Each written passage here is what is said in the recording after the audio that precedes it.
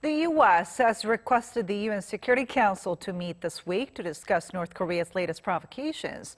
Now, with both Pyongyang and Washington upping their rhetoric against each other, the UN has called on both sides to resume their nuclear talks. Our Kim Min-ji has more. Despite the self-imposed year-end deadline set by North Korea for the U.S. to take a more flexible position in future denuclearization talks, tensions between the two sides show little sign of cooling off anytime soon.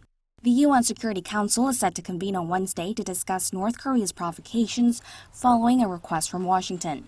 Citing diplomatic sources, Reuters said the U.S. wanted the Council to discuss Pyongyang's missile launches, as well as the possibility of an escalatory provocation. It's a change in stance on Washington's part, as until now, U.S. President Donald Trump hasn't made a big issue of the regime's short-range missile tests. The Security Council has met behind closed doors several times over the past couple of months, at the request of EU members over the regime's missile launches, which concluded only to issue a statement condemning North Korea's provocative actions. The latest development is seen as the U.S. turning the screw on North Korea after an exchange of verbal insults between the two sides and Pyongyang's very important test, which it claims to have conducted, widely seen as a solid-fuel ICBM engine.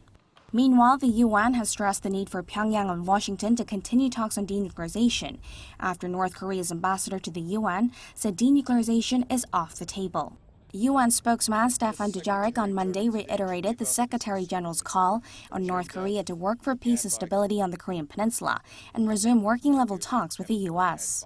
He said diplomatic engagement is the only pathway to sustainable peace and complete denuclearization of the Korean Peninsula. Kim Min-ji, Arirang News.